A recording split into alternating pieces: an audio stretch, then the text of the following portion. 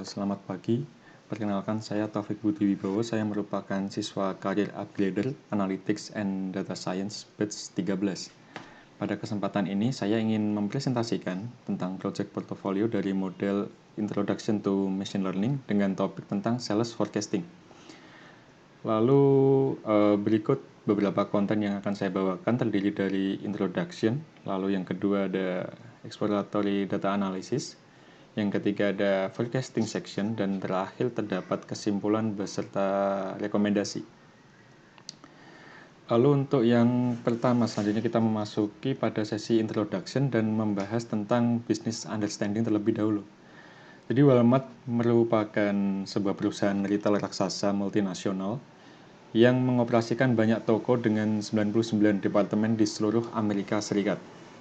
Mereka bertujuan untuk menggunakan data penjualan historis untuk menginformasikan keputusan strategis dan meningkatkan penjualan. Namun tantangan utama mereka adalah terbatasnya data historis yang tersedia terutama selama periode liburan utama, sehingga sulit untuk memodelkan dampak dari diskon promosi atau markdown. Lalu Walmart membutuhkan solusi berbasis data untuk mengoptimalkan penjualan. Lalu yang selanjutnya data understanding, di mana data ini saya dapatkan dari open source di Kaggle. Data yang saya unduh ini terdiri dari beberapa dataset, diantaranya terdapat train, test, features, dan store, yang mana merupakan kumpulan data dari 45 Walmart store yang tersebar di beberapa tempat. Lalu selanjutnya kita masuk ke performance metric. Dalam proyek kali ini, saya menggunakan WMAE sebagai performance metric dikarenakan data yang tidak terlampau banyak dan juga distribusi yang tidak normal, seperti grafik histogram di sebelah itu. Dan juga saya menambahkan MAE untuk mendukung additional insight tentang akurasi. Selanjutnya, sales over time. Kita memasuki exploratory data analysis dan sekarang tentang sales over time, di mana sales dari waktu ke waktu. Dari line chart tersebut, kita tahu bahwa ada pola penjualan musiman, kejadian tahunan, lalu terdapat waktu lonjakan, pengaruh musim libur, lalu adanya practical implications, dan juga adanya accommodating customer traffic. Kita bisa memantau traffic daripada pelanggan dari line chart tersebut. Lalu untuk selanjutnya kita lebih dalam tentang trend, monthly sales, dan juga weekly sales-nya. Dari sini kita mendapatkan anomali pada data sales yang dimana terjadi lonjakan tiap di bulan ataupun minggu-minggu terakhir dari tahun tersebut atau dari masing-masing tahun. Lalu selanjutnya kita memasuki analisa tentang pengaruh dari hari libur. Dari data tersebut ditunjukkan bahwa rata-rata weekly sales selama hari libur secara signifikan mengungguli penjualan pada hari-hari non-hari libur. Lalu selanjutnya kita kembali ke trend sales over time, tetapi di sini ditambahkan dengan highlight hari liburnya. Secara gamblang, kita ketahui hari libur Thanksgiving yang berwarna orange itu memiliki weekly sales tertinggi dibandingkan dengan hari libur yang lain.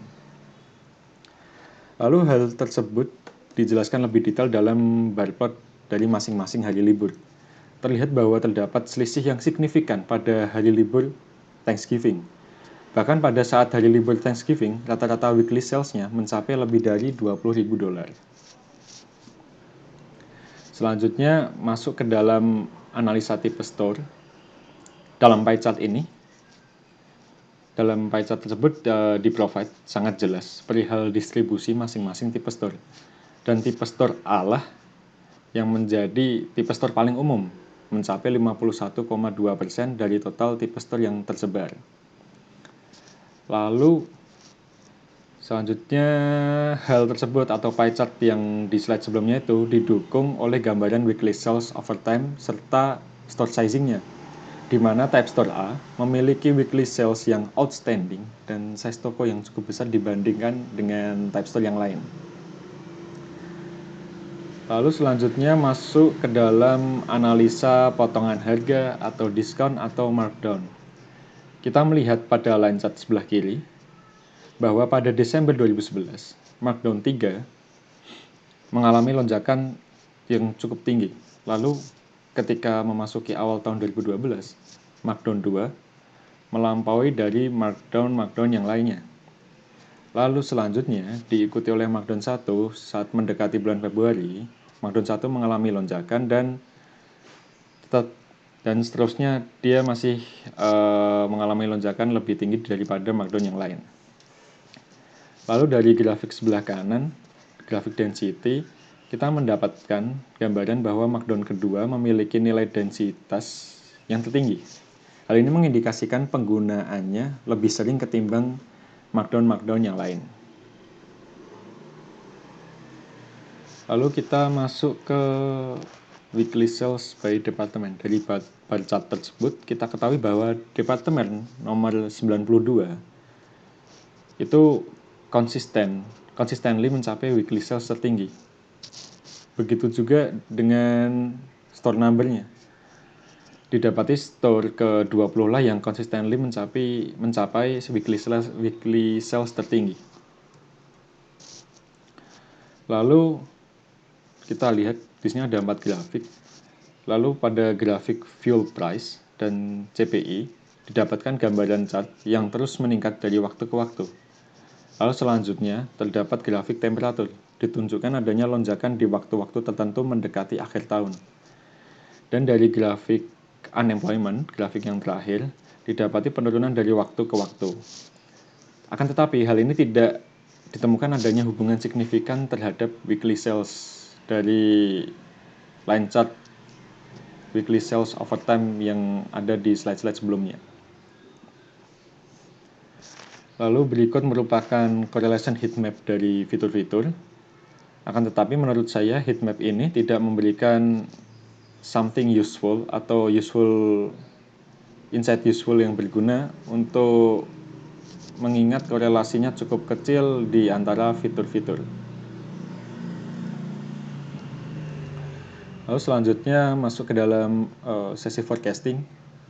Yang pertama kita akan membahas tentang pemilihan model terlebih dahulu. Di sini saya memakai 5 model untuk peramalan sales atau sales forecastingnya. Terdapat baseline model, linear regression model, random forest model, XGBoost model, dan juga light GBM model. Dari 5 model tersebut, random forest memberikan hasil error yang cukup kecil dibanding yang lainnya, dengan nilai WMAE 1593,3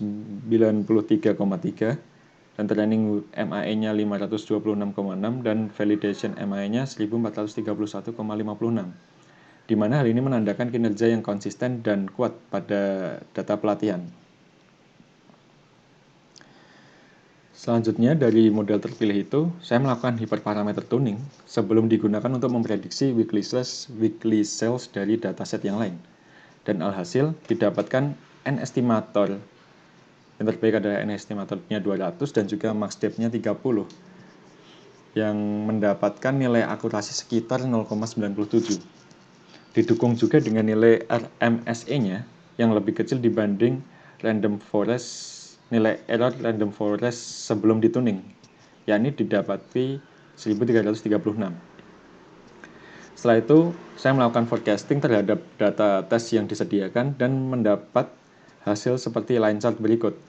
Dari grafik tersebut, kita mengetahui adanya indikasi pattern yang berbeda dari tahun-tahun sebelumnya dan juga adanya penurunan drastis pada akhir Desember 2012.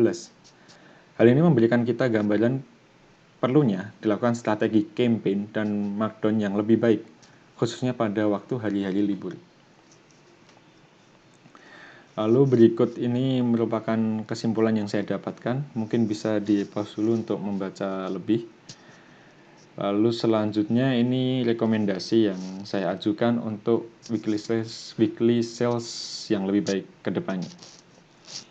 Mungkin sekian presentasi dari saya. Mohon maaf bila ada salah kata dalam penyampaian. Terima kasih dan selamat siang.